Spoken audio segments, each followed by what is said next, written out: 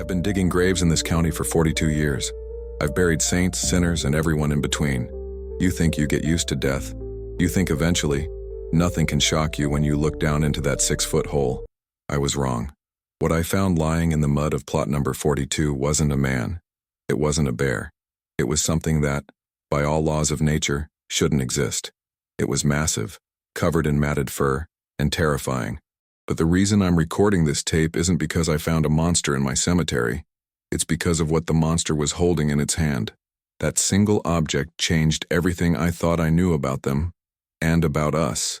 And if the men in the black sedans knew I kept it, they wouldn't just fire me. They'd bury me right next to him. My name is Arthur. For decades, I was the caretaker of the Blackwood Ridge Cemetery, way up in the foothills of the Cascades. It's a lonely job. The nearest town is 20 miles away, and the only neighbors I had were under the grass. I liked the quiet. I liked the routine. I kept the hedges trimmed, I fixed the leaning headstones, and I chased away the occasional teenagers trying to scare each other on Halloween. It was peaceful, but the week leading up to the incident, the peace was broken. We had the worst storm system I'd seen since the 60s. Rain didn't just fall, it hammered the earth. The ground turned to soup. I spent my days desperately trying to shore up the older graves near the creek line, praying the coffins wouldn't slide out into the water. On the third night, the power lines went down. The cemetery was pitch black, lit only by lightning flashes that tore across the sky. Around 3 a.m. the rain stopped, leaving behind a heavy, suffocating fog. That's when I heard it. It wasn't the wind. It was a sound coming from the old Victorian section, the part of the cemetery nobody had been buried in for 50 years. It sounded like digging. Wet, heavy, frantic digging. I grabbed my flashlight and my grandfather's shotgun. Not to shoot, just for peace of mind. And I stepped out of my cabin into the mist. I thought it was grave robbers. Maybe kids looking for gold teeth or Civil War medals. I walked through the mud, my boots sinking with every step. As I got closer to the old oak tree near the back fence, I saw a shape. A dark, hulking mound on the ground. I racked the shotgun, click-clack. "Hey," I shouted, my voice cracking a bit. "This is private property. Get up." The shape didn't move. It wasn't a pile of dirt. It was a body, but it was too big, way too big. I shined my beam on it, moving the light from the massive, hairy leg up the broad, muscular back to the head. It was face down in an open grave, but it hadn't fallen in. It looked like it had crawled in there and died. My heart was hammering against my ribs like a trapped bird. Every instinct I had was screaming at me to turn around, run back to the cabin, lock the door, and wait for sunrise. But I couldn't. I'm the caretaker here. This is my ground. If something happens on this soil, it's my responsibility. I took a step forward. The mud made a sucking sound around my boots, loud in the silence. The fog was swirling around the shape, making it look like it was breathing, even though I knew it wasn't. As I got within 10 feet, the smell hit me. It wasn't the smell of death. I know that smell better than anyone. This was different. It was a heavy, musky scent, like wet dog, pine resin, and something metallic, like old copper pennies. Blood. "I'm armed," I warned again, but my voice was barely a whisper this time. I lowered the shotgun barrel and kept the flashlight trained on the creature's back. It was curled up in a fetal position, lying halfway inside a depression in the earth where the heavy rains had caused a cave-in on an old plot. I reached out with my boot and nudged its leg. It was solid, like kicking a tree trunk wrapped in a rug. I swallowed hard, slung the shotgun over my shoulder, and crouched down. I needed to know. I needed to see its face. My trembling hand reached out and touched the fur. It was coarse, thick, and matted with mud and burrs. It was cold, but there was still a faint residual warmth deep down near the skin. It hadn't been dead long, maybe an hour. I grabbed the shoulder. It must have been 3 times the width of my own, and pulled with everything I had. It was incredibly heavy, dead weight in the truest sense. Grunting, slipping in the mud, I managed to roll the creature onto its back. The beam of my flashlight cut through the fog and landed on its face. I gasped and scrambled backward, falling on my rear end in the slush. It wasn't a bear. It wasn't a man in a suit. You can tell a suit. The eyes are dead. The mouth is stiff. This was flesh and bone. The face was dark, leathery, covered in fine hair. But the features, God, the features were hauntingly human. A broad, flat nose, high cheekbones, and lips that were slightly parted, revealing teeth that were yellowed but not monstrous fangs. Just teeth. Its eyes were open, staring up at the weeping willow branches above, glassy and fixed. They were a deep, dark amber, but it was what I saw on its chest that made me stop shaking and start staring. The fur on its left side was matted and dark, slick with blood. There was a hole there, a clean, round puncture wound. Someone had shot this thing, but looking at the trail of blood in the mud, it hadn't died where it was shot. It had walked, crawled, dragged itself for miles maybe, and it didn't just collapse anywhere. It had chosen this spot. It had come here specifically. I stood up, wiping the mud from my pants, and shone the light on the headstone the creature was curled around. It was an old stone, moss-covered and tilted from the years. I wiped the moss away with my thumb to read the inscription. Elizabeth Miller, 1924, 1954, beloved mother. I stared at the name, and a chill that had nothing to do with the cold rain went down my spine. I knew that name. Everyone in town knew the story of the Miller family. But why would a monster from the woods drag itself to die on the grave of a woman who died 70 years ago? That's when I saw the creature's right hand. It was clenched tight into a fist, pressed against its chest, right over its heart. For a long time, I just stood there. The rain had started up again, a cold drizzle that soaked through my jacket, but I didn't feel it. I was frozen, staring at this impossible thing lying on Elizabeth Miller's grave. My hand went to my belt, gripping the two-way radio. All I had to do was click the button and call Sheriff Miller, Elizabeth's grandson, actually. I could say, "Sheriff, you need to get down here, there's a body," but I didn't press the button. I played the scenario out in my head. If I made that call, within an hour, this quiet, sacred place would be swarming. First the deputies, then the state police, then the news vans, then the scientists in their white hazmat suits. They would tape off the cemetery. They would trample the flowers I planted last week. They would drag this creature out of the mud with chains and hooks, treating him like a piece of meat to be dissected in a lab. I looked at the creature's face again. There was a dignity to him. Even in death, he looked noble. He hadn't come here to destroy. He had come here to die near someone. "No," I whispered to the rain. "Not yet." I clipped the radio back onto my belt. I needed to understand first. I needed to know what was so important that he died clutching it. I knelt back down in the mud, my knees popping. I reached for his right hand. The fist pressed against his chest. The hand was massive. The skin was like rough leather, scarred from years of living in the wild. His fingers were thick, twice the size of mine, with dark, heavy nails that looked more like claws. But they weren't sharp like a predator's. They were worn down, working hands. Rigor mortis hadn't set in yet, but the muscles were stiff. It took real effort to pry them open. I had to use both of my hands to peel back his thumb, then the index finger, then the middle finger. As the hand opened, something metallic glinted in the flashlight beam. It wasn't a weapon. It wasn't a bone. It was a gold locket. It was old, tarnished by time and elements, the chain broken and tangled around the creature's massive fingers. It looked tiny in that giant palm. It was delicate, the kind of thing a lady would have worn to church in the 1940s. My breath caught in my throat. I picked it up, my hands shaking so bad I almost dropped it. I wiped the mud off the surface with my thumb. There was an engraving on the front, worn smooth but still legible. "To my gentle giant." I carefully pried the locket open. The hinge was rusted, but it gave way with a small snap. Inside, protected from the rain and the years, was a black and white photograph. It was small, cut into a circle to fit the frame. It was a picture of Elizabeth Miller. She looked young, maybe 20 years old, standing in front of the old Miller farmhouse. She was smiling, looking off camera with a look of pure adoration. But she wasn't looking at a person. Standing next to her in the photo, blurry and partially out of frame, was a tall, hairy figure. A hand, a massive hairy hand, was resting gently on her shoulder. I stared at the photo, then down at the dead face in the mud. The realization hit me like a physical blow. This wasn't just a monster. This wasn't just an animal. He knew her. He loved her. And he had come back to be with her one last time. I closed the locket and shoved it into my pocket. The decision was made. I wasn't calling the sheriff. Not yet. I couldn't let them turn this this love story, into a freak show. But as I stood up, intending to cover the body with a tarp from the shed, I saw something that made my blood run cold. Through the fog, down at the main gate of the cemetery, headlights swept across the iron bars. A car was idling there, engine running, lights off. They weren't the sheriff's lights. It was a black SUV. And then, a second pair of headlights appeared behind it. Someone else knew he was here. Now, before I tell you what I did next, ask yourself this.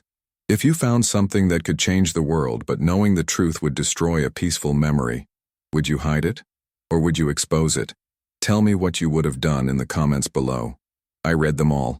The headlights at the gate flickered, cutting through the fog like searchlights at a prison break. I heard the sound of a car door slamming shut, then another, then the heavy, distinct clank of metal on metal. Bolt cutters. They were cutting the chain on the main gate. I looked at the gate, then back down at the massive body lying in the mud. I had 3 minutes, maybe 4, if the rusty chain put up a fight. Panic is a funny thing. Sometimes it freezes you, but sometimes, if you've been working manual labor your whole life, it just turns into fuel. I couldn't drag him to the maintenance shed. He was easily 500 pounds of bone and muscle. If I tried to move him across the wet grass, I'd leave a trail of flattened mud and blood that a blind man could follow. I looked at the grave. The rain had caused the earth to collapse partially into the old pine box below, creating a depression about 3 feet deep. The creature was already half curled inside it. "I'm sorry, old boy," I whispered, my voice trembling. "This is going to be undignified." I jammed my shovel into the pile of wet clay I'd been using for repairs earlier that week. I didn't try to lift the creature. Instead, I used the shovel as a lever, wedging it under his massive shoulder. I grunted, my back screaming in protest, and heaved. With a wet squelch, the heavy torso slid downward, rolling fully into the depression of Elizabeth Miller's grave. He landed face down. Snap. The sound of the chain at the gate breaking echoed like a gunshot. My heart stopped. The gate squealed open. I could hear the crunch of tires on the gravel path. They were driving in. I started shoveling. I shoveled like a madman. I wasn't trying to bury him properly, I just needed to cover the fur. Every scoop of heavy wet clay splashed over his back, covering that dark brown hair with the color of the earth. Scoop, throw, scoop, throw. The headlights were getting closer. They were sweeping across the tombstones, getting larger, brighter. I threw one last heap of dirt over his left foot, which was sticking up. I tossed a few broken branches and a pile of dead leaves over the fresh mud to camouflage it. It looked messy, like a storm-damaged grave, but it didn't look like a hiding spot. Hopefully. I grabbed my lantern and the shotgun. I rubbed my muddy hands over my face to hide my fear, took a deep breath and started walking away from the grave, heading toward the gravel road to intercept them. I couldn't let them get close to Elizabeth's plot. I made it about 50 yards before the lead SUV pulled up right in front of me, blinding me with its high beams. I stopped, shielding my eyes with my hand. "Hold it right there," I yelled, trying to sound like the angry caretaker I was supposed to be. "You're trespassing. The cemetery is closed." The doors of the SUV opened. 3 men stepped out. They weren't wearing uniforms. They were wearing long, dark raincoats. They didn't look like police. They didn't look like FBI. They looked like undertakers who carried guns instead of Bibles. The man in the middle stepped forward. He was tall, pale, with wire-rimmed glasses that reflected the rain. He didn't look at me. He looked past me, scanning the dark tree line. "Good evening, Mr. Blackwood," the man said. His voice was smooth, calm, and completely terrifying. He knew my name. "We received a report of a disturbance. A wildlife disturbance." He took a step closer, his shoes crunching on the gravel. He looked at the shotgun in my hand, then up at my eyes. "We're here to clean it up." "Where is it?" I gripped the shotgun tighter. My knuckles turned white, but I kept the barrel pointed at the ground. These men, they weren't the type you bluffed. If I raised this gun, I'd be dead before I hit the mud. The man in the wire-rimmed glasses stared at me. He didn't blink. The rain dripped off his rimless lenses, but he didn't even wipe it away. "I asked you a question, Arthur," he said, his voice dropping an octave. "Where is the specimen?" My mind raced. They were tracking it.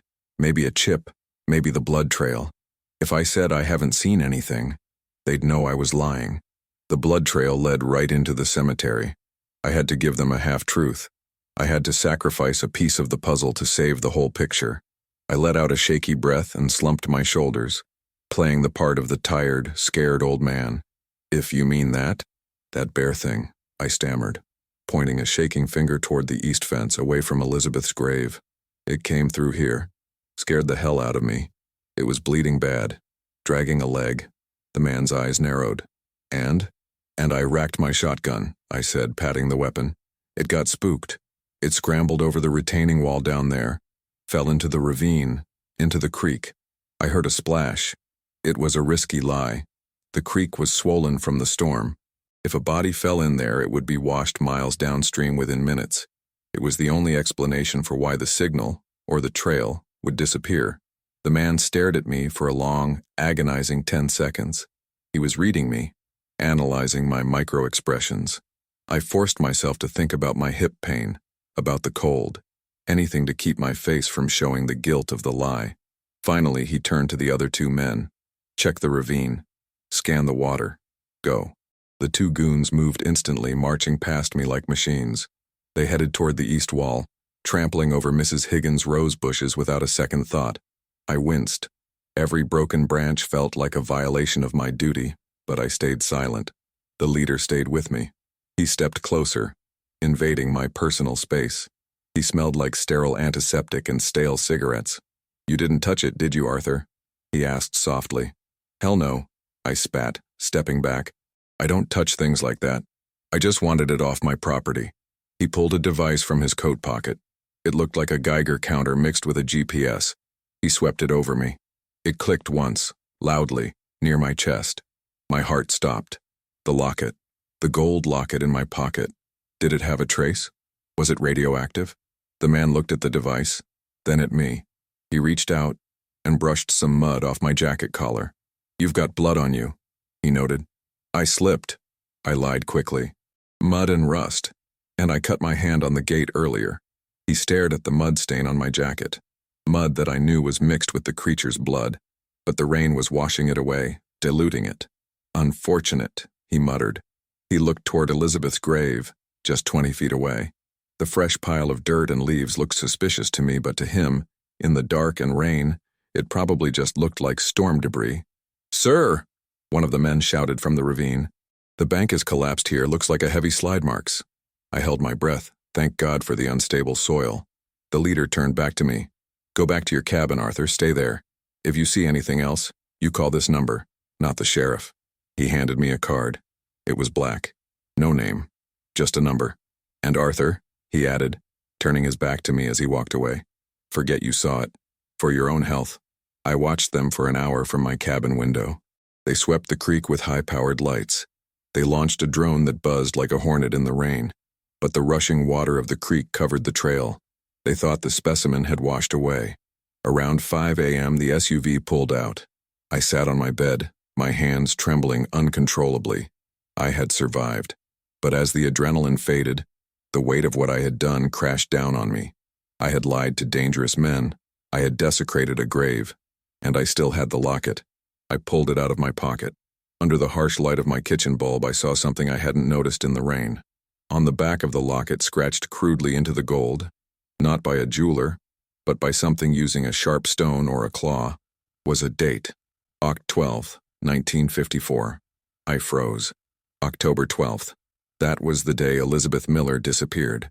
The official report said she drowned in the river, but they never found the body. I looked out the window at the fresh mound of dirt in Plot 42. The creature hadn't just come to visit her grave. He had come to tell me the truth about her death. The sun came up around 6:30 a.m.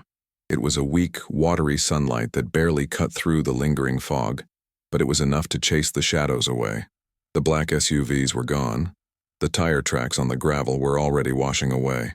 I walked back to Plot 42 with a rake and a bag of grass seed. I had to make it look right. I had to make it look like just another sunken grave that the caretaker had patched up after a storm. As I smoothed the dirt over the massive body buried just beneath the surface, the fear finally left me, replaced by a heavy, aching sadness. I sat down on the wet grass, my boots resting near where his head would be. I pulled the locket out again. I needed to know. I needed to see what he had been protecting.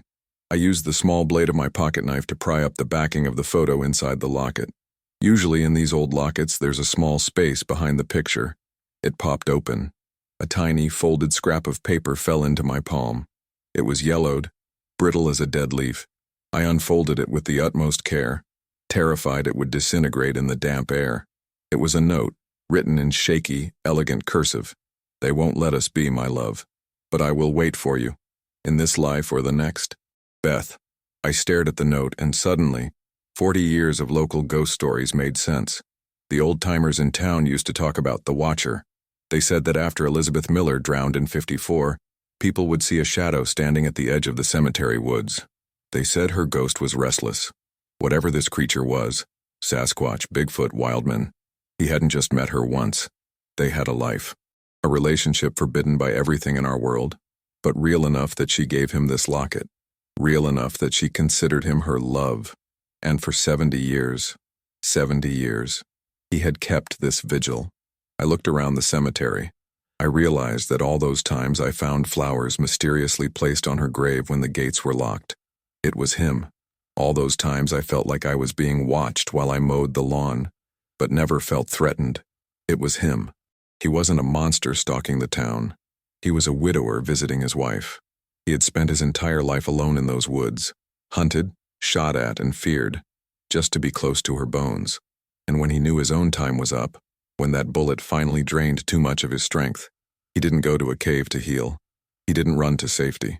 He used his last ounce of strength to crawl over the wall, drag himself through the mud, and curl up on top of her. He just wanted to be buried with her. I patted the fresh dirt with my hand. "I got you, buddy," I whispered, tears finally stinging my eyes. "You're home now. I promise. Nobody is going to move you." But promises are hard to keep when the world wants to tear them apart. As I stood up to leave, a glint of light caught my eye near the tree line, exactly where the cleaners had come from the night before. It wasn't a reflection. It was a lens. High up in the old oak tree, maybe 50 yards away, a trail camera was strapped to a branch. It wasn't mine, and the little red light was blinking. They hadn't just left. They were watching, and they had just recorded me burying the evidence. I realized in that moment that I wasn't the hunter or the protector anymore. I was the prey. The story is about to end, and I don't know if I'm making it out alive. If you want to see how this ends, subscribe right now. You won't want to miss the final truth. I didn't waste a second.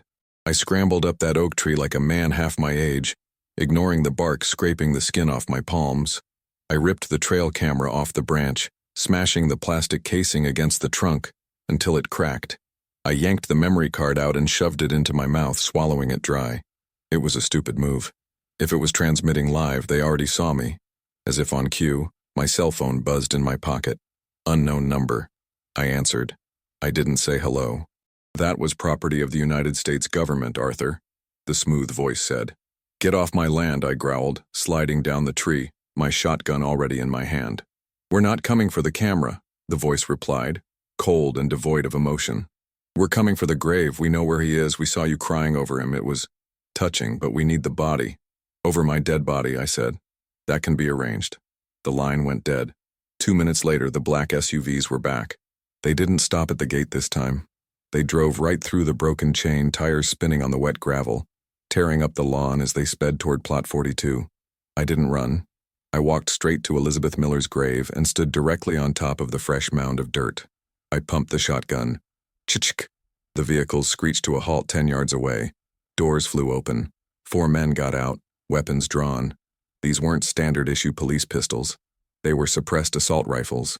The leader, the man with the glasses, stepped out last. He walked calmly toward me, stopping just outside the range where I'd likely miss. "Put the gun down, Arthur," he sighed, looking bored. "You're a grave digger, not a soldier. Don't make us wipe this whole hillside clean." "You dig him up," I shouted, my voice shaking with rage. "You have to dig her up too. You know who's in this grave?" "Biomass is biomass," the agent said, signaling his men to advance. "It's the sheriff's grandmother!" I screamed. The agent froze. He held up a hand, stopping his men. "What did you say?" he asked, his eyes narrowing behind the lenses. "Sheriff Miller," I yelled, pointing the shotgun at the leader's chest. "This is his grandmother's grave." Elizabeth Miller.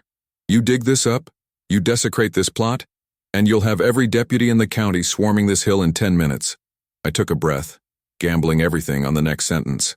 And I already called him. He's 5 minutes away. It was a lie. I hadn't called anyone, I didn't have time. But the agent didn't know that. He looked at the grave, then at me, then at the road leading up to the cemetery. He was doing the math. A covert recovery operation is one thing. A shootout with local law enforcement over a town matriarch's grave is a PR nightmare that not even the government can bury. The silence stretched out, heavy and suffocating. The rain started to fall again, pitter-pattering against the black hoods of the SUVs. The agent lowered his hand. A tight, cruel smile spread across his face. "You're a smart man, Arthur," he said softly. "You played the small-town politics card. Very clever," he signaled to his men. They lowered their rifles. "We can't touch the grave while the locals are watching," he admitted. "Too much noise." He walked up to me, close enough that the barrel of my shotgun was inches from his chest. He leaned in, his voice a whisper that chilled my blood. "But listen to me closely, old man, we aren't leaving. We'll be watching. We'll be listening, and one day, maybe a month from now, maybe a year, the sheriff will lose an election, or you'll have a heart attack, and on that night we will come back with shovels." He tapped the barrel of my gun with his finger. "Enjoy your victory. It's temporary." He turned on his heel. "Load up," he barked. The men piled back into the SUVs. Engines roared and they reversed out, leaving deep, muddy scars in the grass. I stood there on the grave, rain soaking me to the bone, aiming the shotgun at the empty road for a full 10 minutes after they were gone. My legs finally gave out, and I collapsed onto the mud, gasping for air. I had won, but the agent was right. They would come back. I looked down at the dirt. I couldn't leave him here. It wasn't safe anymore. The moment the taillights of the SUVs disappeared around the bend, I knew I didn't have a month or a week. I probably had hours. They were watching. They were waiting for me to slip up or go to sleep so they could come back with a backhoe and dig him up quietly. I couldn't move him. He was too heavy and I was too old, and I couldn't fight them. So, I decided to make sure that if they ever wanted to get to him, they'd have to destroy the entire cemetery to do it. I went to the maintenance shed and fired up the old cement mixer. We had pallets of quick-setting industrial concrete stacked in the back, stuff we used for pouring foundations for the large mausoleums. I worked like a man possessed. The rain mixed with the sweat on my face. My back screamed in agony with every bag I hauled. I dragged the mixer right to the edge of plot 42. Before I poured the first batch, I reached into my pocket and pulled out the gold locket. I looked at Elizabeth's smiling face one last time. I looked at the photo of the monster who had loved her. "You waited 70 years to be with her," I whispered to the mound of dirt. "I'm not gonna let them separate you now." I dropped the locket onto the soft earth above his chest. I watched it sink slightly into the mud. Then I pulled the lever. The gray sludge poured out, covering the dirt, covering the locket, covering the secret. I didn't just pour a layer. I poured the whole pallet. I filled that depression until it was level with the ground, and then I built a form and poured a slab 6 inches thick on top of that.